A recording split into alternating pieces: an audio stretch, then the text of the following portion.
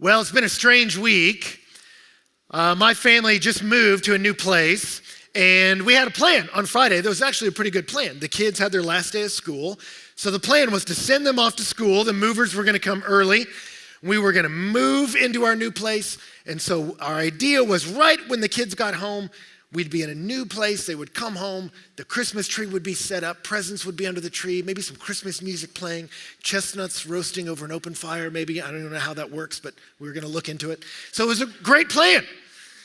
But as we prepared to move, we got a call from some guys who were working on the new place. And they said, hey, like a pipe exploded underneath your house. So we've dug 6 feet under the earth, basically a new bunker as we replace pipes. And so none of the bathrooms are going to work except one, and half the house is off limits. We're like, all right, well, wasn't really the plan, but we can all bunk up. It'll be Christmas cozy fun. That's no problem. So we're all right, we'll make that work on that end. But then when we woke up Friday, you know, when you move, you get those little signs that you put up that say, hey, don't park in front of my house because this moving van's going to come here in the city. Yeah, no one pays attention to those in my neighborhood. So all the cars were filled up there. And we're like, all right, well, we'll make this work. We'll put the van somewhere else and we'll get this done. But 9 o'clock comes, moving van's not there. Noon comes, 2 o'clock comes, 3 o'clock comes, and now they're arriving. But at this point, we're like, Mom, can you go get the kids? So she takes off to get the kids. Moving van comes. Out come 3 guys that had been working all day who were older than me that had a lot of pre-existing conditions, some knee problems and some back problems, and it's like, uh-oh, this isn't good. And we're like, all right, I'll pitch in and help, man. We can get this done. We can do it. Get a call from Mom. Hey, your son's thrown up in the back of the van. We're like, borrow one of the kids' extra shirts. You good? Bye. We're like, all right. So she's handling that. We're trying to get this move done. It's a little crazy. And in the middle of all the crazy, then we get a phone call, and there's been a tragedy on my wife's side of the family. And so now she's in the middle of this move, has to peel off to deal with some really hard things going on in their world. And I hit the middle of this moment where I'm like, this thing is out of control. Some friends came in to try to rescue the moment. We got there, finally got into the house somewhere around midnight, 11 o'clock, right in time for one of the kids to apparently catch a bug and throw up all night long. And so then I got up the next morning to get off to church and be a part of what God's doing here, and the car won't start. So it's been a weird weekend. Internet guy never showed up either, so we've kind of been in our own little world. So hopefully it's been a pretty peaceful week in D.C. outside of the Stuart family. I don't really know what's been going on. But they're crazy days. And it can be a little disorienting when life doesn't work out the way you expect. And so to that end, I want to talk about something today. What I want to talk about was, of all places to be born, why was Jesus born in Bethlehem? And to answer that question, I want to look not just 2,000 years ago at the birth of Jesus. I want to go back 2,700 years to a prophecy given by Micah in the Old Testament. Now, as soon as I say that, I know some of you are like, Ben, what city Jesus was born in 2,000 years ago have any bearing on our tragedies and confusions today? And why go back to an oracle 2,700 years ago? Doesn't that feel a little in the weeds and esoteric if we're dealing with real pains and real frustrations and real difficulty this holiday season? Well, let me tell you something. As we look at this prophecy, here's the interesting thing about prophecy in the Bible. They help us see God's priorities and ours aren't always the same. And it doesn't mean He doesn't care about what's going on in your life, but God makes His plans based on His priorities. And when we get on board with what He's doing, it gives us perspective, not just on our story, but on history. And if we can get that perspective, it can comfort us in the middle of pain and disappointment. So there's something for us here other than just answering the trivia question, why Bethlehem? But we're going to ask that question. So 2 weeks ago, it was the why of the when. Why, if God was sending a hero, Jesus, did He send Him when He sent Him? Now today, we're talking about why, of all places, send Him to Bethlehem. And I think when we see why, it will not just bring clarity, but comfort when life doesn't go our way.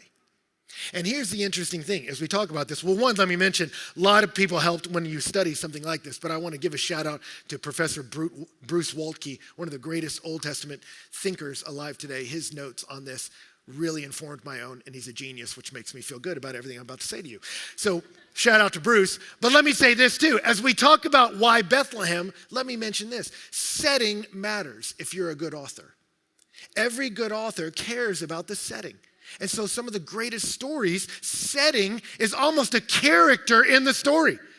So when Shakespeare wants to contemplate our existential reality, he has Hamlet ask the question, should I be or not be? In the middle of a graveyard. Let's think about life and death in the place of death. The Avengers Endgame. We're going to end this story bringing all these people together. So let's have the final fight be at their house where they were forged together as a family. Now let them fight as one as a family for the fate of the earth. Good writers care about setting when they tell the story. And God is not different. If you look through the Bible, he loves setting. One of the best examples was when King David in the Old Testament had to flee from the capital city of Jerusalem. He had to flee his son who was leading a coup, and he went over the Mount of Olives. They would worship at the top of the Mount of Olives. As he crests the top, he meets a faithful friend. As he goes midway down, he meets a guy that was kind of a friend, but kind of not trustworthy. And then when he hits the valley, there's a guy who curses him, spits at him, and throws stones at him. And the writer does that on purpose. At the place closest to God, he meets the most faithful friend. Midway down the mountain, it's a friend of dubious motive. And at the bottom in the valley is an enemy who hates him. And you see, God likes to tell his narrative along with setting. Setting's a character in the story. So Bethlehem means something to us. Now, I know it may be not right now. You're like, Bethlehem, you think of like a feeding trough and some sheep. But let's look at what it would have meant to them back then and see what it might mean to us as we contemplate life's disappointments. And the first thing I would say we're meant to think about when we hear the prophecy of Jesus being born in Bethlehem, when you think Bethlehem, you think hope. And to say that, we got to back it up and give it context, because what I read in Micah is what they were quoting at Jesus' birth. Where will the king be born? They're like, in Bethlehem, because it says, out of you, Bethlehem, smallest among Judah, will come a ruler. They all knew this text. They would think back to this moment. And when they thought of this moment, it would bring hope. Why? Well, in Micah's day, who wrote this, Micah, that book, is a book of oracles. There's maybe 20 of them, and they're not chronologically ordered, but they're thematically ordered. And in Micah 4 and 5, there's 3 oracles. They all start with the word now, and they all speak to the city of Jerusalem, the capital city of the nation. And they speak to her as a person. They call her, O daughter Zion, or O daughter of troops. And each oracle speaks to the daughter and then tells her, things are really bad, and yet in your present crisis, salvation is coming. And that's how each oracle plays out. It's as bad as you think it is, but help is coming. And what's interesting is they get better as it goes. The first oracle, the bad news is long, the good news is short. The second one, you get a little more good news, and by the last, we got the King of Kings rolling into Bethlehem. And so it gets better as it goes. But in Micah's day, this was a difficult time. That's why in the beginning, first oracle, he says, why do you cry aloud? Is there no king in you? Has your counselor perished and pain seized you like a woman in labor? He says, you're like a woman in labor. So he says, rise and groan, O daughter of Zion. Groan like a woman in labor, because your life is going to be hard. What was happening back then was there was a nation called Assyria. And God had warned his people. If you read the prophets and much of the Old Testament, he's warning them, you persist in disobeying me, and I can't bless you. And not only can I not bless you, judgment's going to come in the form of nations attacking you. And you see that happen throughout the Old Testament. And as God persists in warning them, finally he tells them, Assyria is coming. And Assyria comes from the east, and they begin to march from north to south and destroy everything in their wake. By that time, the 12 tribes of Judah had split into 2 kingdoms, 10 tribes of the north and 2 in the kingdom of Judah in the south. And as you read through the story, you see Assyria come, and they just begin to lay waste to every city, marching towards the capital of Jerusalem. That suddenly the whole kingdom of Israel is in ruins. The Philistines are destroyed. Cities in Judah, one after another, fall as eventually they work their way down to the capital city of Jerusalem. Then they surround it and lay siege works, which siege works is a particularly dark way to do warfare. That's where you surround a city and cut off its supply lines so they starve to death and lose their minds within the city, and that's how you win. So it's a dark day, like the writhing and groaning of a woman in labor. Here it comes as they march down. You hear the drum beats of this kingdom. For us, it would be like saying, enemies has attacked and Boston has fallen. New York is in ruins. Philly is in flames. The mighty Silver Spring has fallen. And as you hear it's coming, your dread begins to rise. And the prophet's letting them know Assyria is coming. Difficulties coming your way. So writhe and groan, daughter of Zion, like a woman in labor. But then he begins to speak. For now you shall go out of the city and dwell in the open country. You shall go to Babylon. He gives them sort of good news. You're going to survive the attack of Assyria. But then he prophesies that Babylon, a different country, is going to destroy them, which happened about 200 years later. So it's kind of mixed news. Don't worry, you'll survive the attack of Assyria. It's the Babylonians that are going to take you over in about 200 years. You're like, oh, thank God. Wait, what? But he prophesies 200 years later, judgment coming for them. And yet he tells them in this moment, but when you're there, you'll be rescued. And the Lord will redeem you from the hand of your enemies. It's hard now, but help is coming. And then in the second oracle, he tells them, now many nations are assembled against you, saying, let her be defiled, let our eyes gaze on Zion. When the king Sennacherib over Assyria marched down into Jerusalem and surrounded them, he would conscript foreign armies that would all march under their banners. And so he's saying to them, all the nations are now around the city and they've laid siege work against you. It's interesting because we have ancient documents, not just from the scriptures that tell us this story, but we have Assyria's ancient documents. Sennacherib, their ruler, had a history recorded on this big pillar. And on the pillar, he talks about this very day where he devastated Israel, took out city after city in Judah. And then he says, and I surrounded Jerusalem, laid upon her earthenworks, and I trapped Hezekiah like a bird in a cage. He talks about this very moment, that I laid siege on Jerusalem. And here Micah tells us, siege is coming. The nations are around us. But then he turns the corner. But what they don't know are the thoughts of the Lord. They don't understand his plan, that he gathered them like sheaves to a threshing floor. They think they're coming to take you over. They're coming like lambs to the slaughter. He said, so arise and thresh, O daughter of Zion. Stand up and go to work, because I will make your horn like iron. I'll make your hooves bronze. You shall beat in pieces many peoples and devote their gain to the Lord, the wealth of the Lord, their wealth to the Lord in the whole earth. And so then he says in verse 1, so muster your troops, O daughter of troops. Now there's some irony in that moment, because what happened to Hezekiah is this was Israel and the nation of Judah when they were not at their best. They had not lived faithfully to the Lord. They had lost so much influence. And so Assyria had wrecked all the way down to their city and surrounded them. And Hezekiah was desperate. He was trying to make treaties with other countries. He had no output. It's so bad that the scriptures tell us that when Sennacherib surrounded their city, he told them at one point in the prophet Isaiah, it's recorded, he told them, hey, I'll send you 2,000 horses if you have riders to put on them. That while they were besieging the city, they're like, you need to borrow some horses? Oh, you don't even have enough people to ride them, do you? Which actually was technically true. So Hezekiah is in a bad way. And yet God tells them, I'm going to fight for you. I'm going to make you like iron. And so then God says, so arise, O daughter of troops. And the funny thing about that is, troop is the smallest contingent of soldiers. It's kind of pointing out to Hezekiah, you don't really have an army. Right? You have like a Boy Scout troop, right? And some Girl Scouts. Maybe they came over. He's like, gather the scouts. Arise, daughter of troops. Rise and be victorious. And you're like, how's that going to work, right?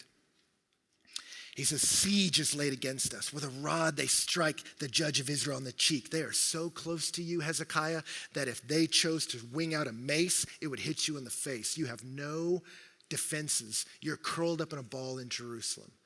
But you, O Bethlehem, too little to be counted among the clans, from you shall come forth one who will be a ruler of my people Israel. God told them, I'm going to save you. And here's what's crazy. Back then, he did. You can read about it in the prophet Isaiah. What happens? They're besieging the city. Hezekiah's powerless. Hezekiah begins to pray and ask God to save them. And what happens? A plague breaks out among the troops of the Assyrians. And then the king hears a rumor that someone's trying to usurp his throne way back in Assyria. So he suddenly has to ride back out, and when he gets home, he's assassinated by his son, which happens sometimes. And so Hezekiah, who has no forces at all, wakes up one day and looks out the window, and all the troops are gone, and they left all their stuff because they fled a plague breaking out. And so he went and just arised and threshed and got all their gold and got to bring it into the temple because the Lord fights for him. But what's crazy about it is not only does that happen, God doesn't just say that, and God doesn't give him a lot of the mechanics of that. God says, and I want you to know, out of Bethlehem, the smallest city, will come a ruler of my people of old. And he prophesies not 200 years in the future, 700 years in the future. And one day I'm going to send a king, a hero like David, and he is going to take care of you. And what's happening in all of these oracles is he's saying, it's really as hard as you think, but hope is coming. Hope in the present and hope in the future. And what's great about that, as the prophet's telling them this, it's that hope that gives you the fuel to endure the hardship. Yes, it's hard, but when you know help is coming, now you can have hope. That's what God does. And hope gives you the endurance to make it through hardship. And so when they hear Bethlehem, they hear hope. When Israel was at its toughest day, God came through. And so now in the future, when we're in a tough day, our God is a God who comes through. When you think Bethlehem, you think hope. It would be like this. Let's say, and I don't want to make light of this, but the way this prophecy works, it would be like if you had cancer and you found out about it, and you would begin to pray, and some very natural prayers would be, Lord, heal my body. Lord, give me the right medical team around me. God, give me good counsel around me. God, give me a good reaction to the medicine I'm on. God, provide for my family medically and all this time and financially. You'd be praying things like that, and it would be like if you were praying all of that, and then God sent an angel to you. And that angel said to you, I bring good news. Your great-great-granddaughter is going to be president. And took off. You'd be like, great! That's not at all what I was asking. Actually, you did not address several critical issues I've been talking to you about for a while. And yet I'm strangely encouraged. Because that hadn't crossed my mind, but that sounds pretty cool. And it lets me know there's a future beyond my present pain. Now, you didn't tell me I wouldn't go through pain.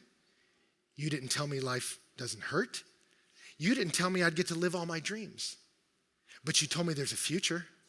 And you told me that future was good. And it's actually better than anything I cooked up. And so I'm at peace, even in the pain. And that's what prophecy does. God, how are you going to solve Assyria? Don't worry about Assyria. It's Babylon you got to worry about. But even then, it'll be fine. But anyways, a king is coming. And when he's set up and rules, you'll have peace forever. And you may not know everything, but you know him who does know everything.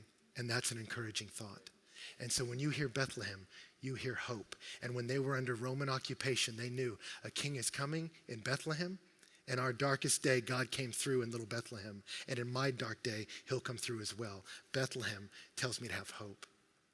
Florence Chadwick had a dream of swimming from the coast of California to the coast of Catalina Island. And so she began to do it. Real challenge, 35 miles of swimming. And as she got out there, it was tough. Freezing cold water, shark infested, very difficult, grueling task. And as she began to do it, a fog rolled in. And as that fog rolled in, she was 15 hours into her swim and couldn't see a thing. And so she swam for 15 hours and 55 minutes. But there in the midst of that fog, she stopped swimming. And they came and rescued her. Mission failed. But as she got on that boat and the fog lifted, she could see the coastline of Catalina Island. And she said, if I could have seen the coast, I could have kept going. And so she trained, and with that knowledge, was able to do it again. And that's what the prophets do. As we're in the middle of life that's struggling, God lets us see the distant coastline. A king is coming, and a king has come, and a king will come. And so I may not know all the answers, the particularities of the waves I'm in, but I know I have a future. And that hope helps me endure hardship. Do you see it? Not only that, Bethlehem teaches us humility. It teaches us humility, that God loves to exalt the lowly, and so we can be humble. You get it in the way he talks about Bethlehem. Did you notice in verse 2 of chapter 5? He says, "But you, O Bethlehem Ephratah, who are too little to be among the clans of Judah, from you shall come forth for me one who is to be ruler in Israel, whose coming forth is from of old and ancient of days." Notice he called him you who are small or little. By that word small or little, it carries the connotation of insignificant. You're not important. Nobody cares. Nobody's following Bethlehem on Instagram. It's like a one sheep town. No one stops there. They're not the world's best anything. No one cares about Bethlehem. It's little, it's insignificant. You are not a player on the world stage. It's interesting, there are moments in scripture and in history where the nation of Judah is conquered. And when you conquer a people, you name all the cities you conquered. It would be like if someone conquered the East Coast. They'd be like, man, we conquered Boston and New York and Philly and D.C. But they wouldn't be like, D.C. and then we took out Manassas. The great Hyattsville fell under our power. Probably doesn't make the list. And it's the same on Sennacherib's prism. As he wrote about his history, he named city after city in Judah. Bethlehem existed. Bethlehem gets name dropped in Genesis. Sennacherib leaves it off because who cares? No one cares. You might stop for gas there, get some food for your camel, but no one cares. And yet God says, be encouraged, O Manassas. Lift your gaze, O Hyattsville, because the king's coming from you. And I like to bring honor to humble places. God loves humility. Bethlehem, it's the humblest city he could come up with. And what's great about that is because in that humble city came our humble king. And everything about the narrative of Jesus' birth in Bethlehem talks about his humility, does it not? Who did the chorus of angels say hark to? Hark, the herald angels sing. They sang it to shepherds. No one likes shepherds because they stink. They just hung out with animals and never bathed. And so no one liked shepherds.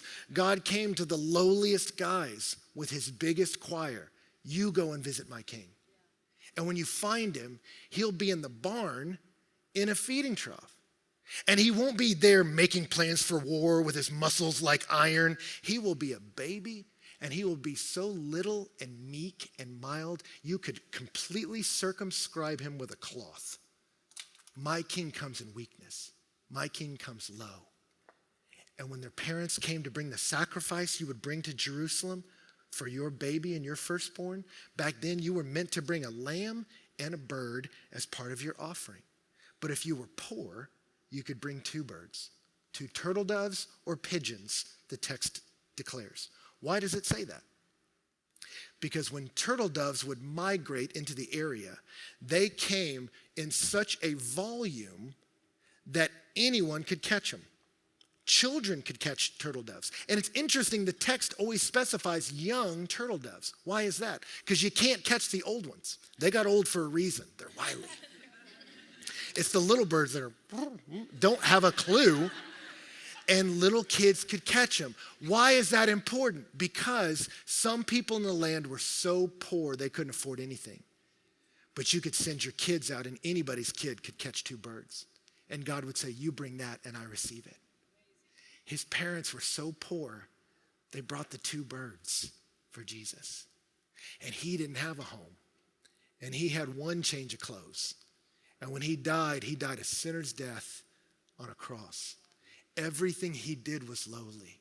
Our king came in low, and one of his last acts on earth was to wash the feet of his disciples, the ones he knew were about to scatter and betray him. He was lowly, and it was that humility that God exalted to the highest place. God loves to exalt humility. He cherishes that. When you think Bethlehem, you think humility. And as the people of Jesus, we follow a humble king. And that humility is attractive. We know that, right? True humility is attractive. None of us like hanging out with arrogant people. None of you were at the Christmas party this year and went, you know what I wish would have happened? I wish Bob would have talked more about his exploits. Only an hour of talking about how great he is? I wanted more. None of you love to hear that person that goes on and on about themselves. None of you is like, you know what? He goes on and on about how great he is. I'm going to join the chorus. None of you does that. But when you see one who's truly humble, they're easy to exalt. We love humility, and the Gospels have taught us that. It's humility that's so attractive about our King. I remember I had some friends travel in Italy. 2 girls, and one of them was particularly small person and with some health challenges, just a very petite and in many ways frail person. And they were traveling at one moment, and they connected with this group of guys that were supposed to show them around this area. And they asked them what they do, and she was worked for a prayer ministry and mentioned that to them. And when she said that to them, my other friend who was relaying the story said, Ben, they just became irate at Christians and went railing about politics and all this kind of stuff and going on and on for forever about all these issues where the Christendom has failed. And she said, Ben, it was overwhelming. And then they were asking me, how can you support this? Why do you do this? How can you do that? And she said, they were asking me all these questions that I felt overwhelmed by. And my friend said, I had no answers. But then when they were done, she said, my frail little travel companion responded. And she told this group of angry men, I don't have answers to any of that. She said, but I'm a Christian because I love Jesus Christ. And I love that man.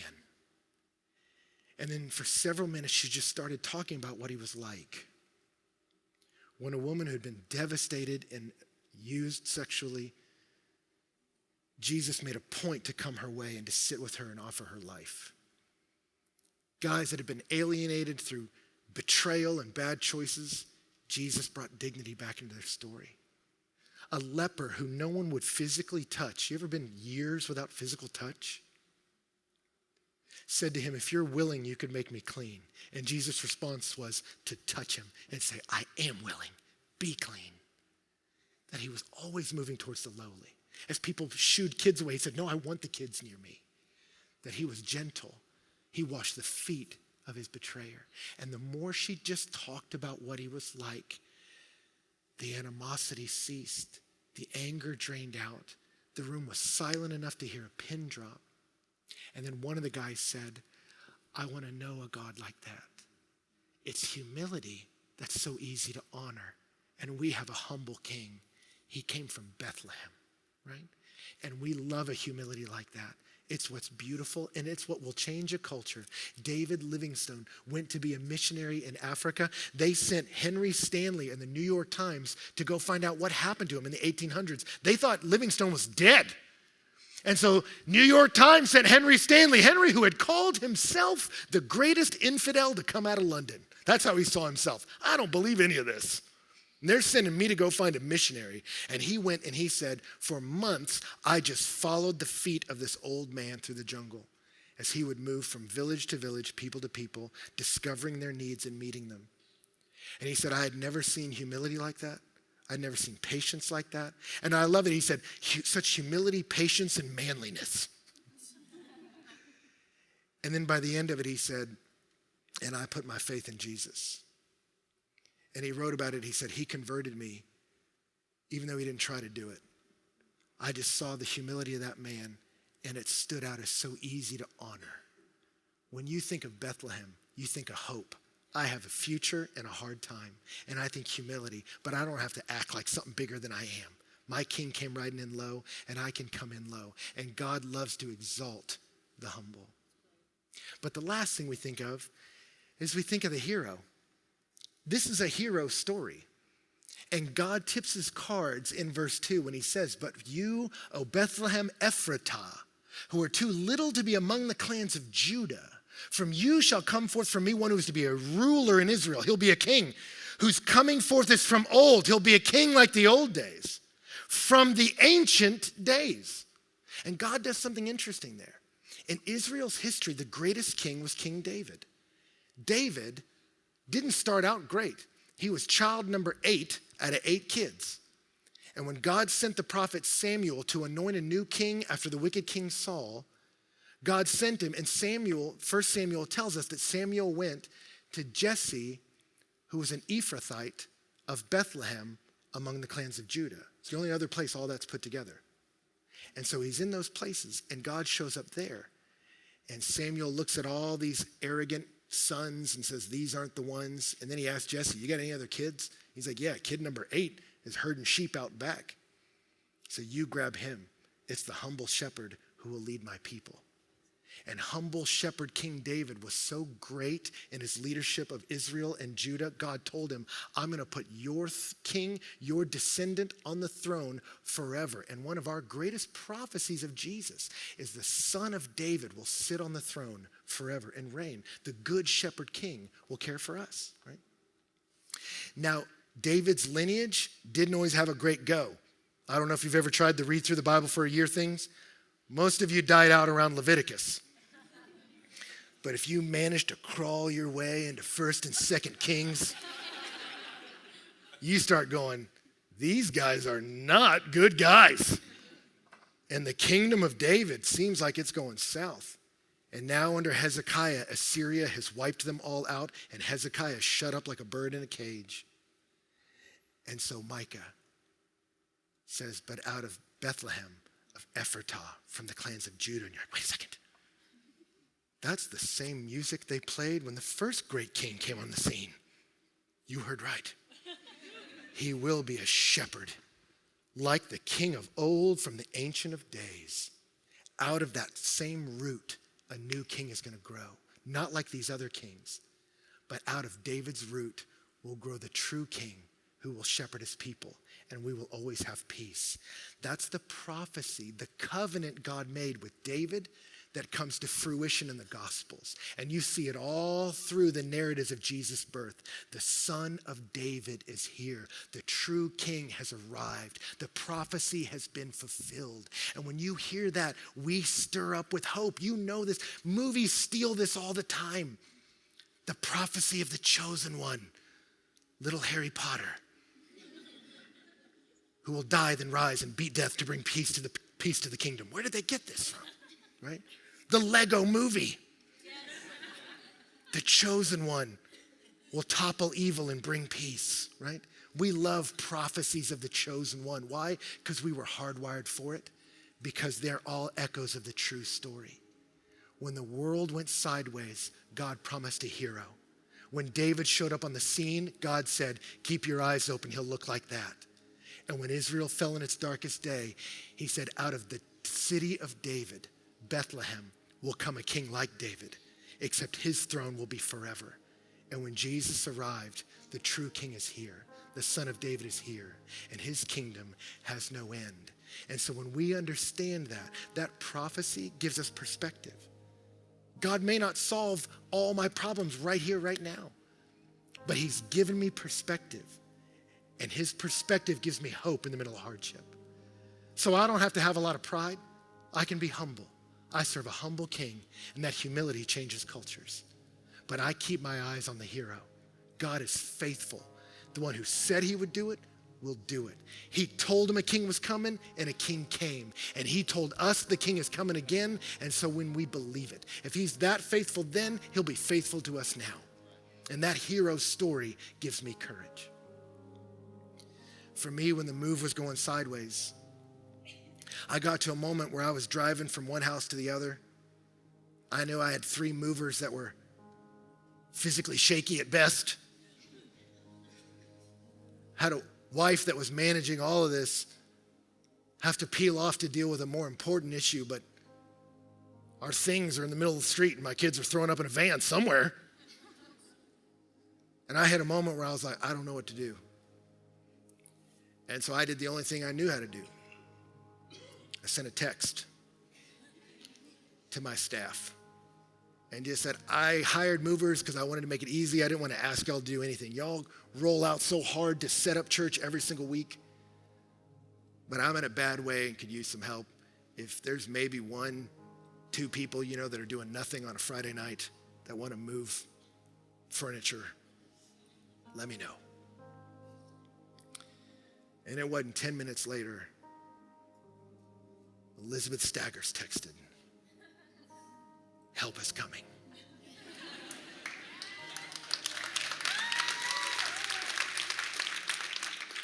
And here's the thing, at that moment, my life was still a mess. But my heart wasn't. I still got a kid throwing up over there and movers rickety over here and stuff scattered about here. But I suddenly wasn't worried at all. Because when Elizabeth Staggers tells you help is coming, help is coming. It's as good as done. And so that joy doesn't stay locked up in the future. It comes cascading back into the chaos. And sure enough, an army, I still don't know how many, every time I turned a corner, there was another person moving things. This army descended and got us from A to B. It's amazing. That's the church. That's how the church works, right? We help each other. But I look at a moment like that and you go, why do you tell that? Because some of us, you're in the middle of it. You're like, life's not only not working out how I thought. There's no chestnuts roasting on my open fire. The fire got real open, burned my whole house down. Someone's throwing chestnuts at me. My life's a mess. And I don't know how all the particularities will get unwound. I don't. But I know we have a king who made promises and made good on them. And he has made us promises, and we can trust him. We've seen him come through in the past. We will watch him come through in the future. And that gives us hope for the present. So you be encouraged, friend. You have a God who's guiding all of history for glorious purposes. And though your kingdom might be surrounded, your king is surrounding that army. And he has purposes that are good for those who will kneel at that manger in Bethlehem. Here's the tragedy of when this prophecy of Micah is spoken in the New Testament. The Magi travel thousands of miles to see the child king. When they show up in Jerusalem, they go to the city of rulers. Say, we've been following this star for the king. Where is he? And without missing a beat, some of the scribes say, Micah 5:2, out of you, Bethlehem, smallest among the clans, will rise the shepherd of my people. And so the wise men ride on to Bethlehem. But the scribes don't. There's wise men that would go thousands of miles to meet that king. There are people who knew the prophecy by heart that wouldn't travel 5 miles into the burbs to go meet him. And I just want to encourage you today. I don't know what your story is like. I don't know what your interaction with the church is like. I don't know what baggage you have or don't have. But I want to tell you this. There is a king in Israel. There is a king on the throne in heaven. There is a king who came for us lowly. And now he is seated and exalted. And he is calling the low to come into his family. And I don't want you to stay put in Jerusalem and miss that all of heaven is worshiping a king in Bethlehem. I want you to come. I want you to know him. Don't get caught up in the busyness of the Christmas season and miss the Christ at the center of it. Don't be too proud to take a ride out to Bethlehem, because God is moving history through his son. And we may not know the answer to every question, but we know the answer to the biggest questions. And that will give us hope and hardship, perspective and pain, and even joy that comes cascading back, because we know the story and we know the Savior.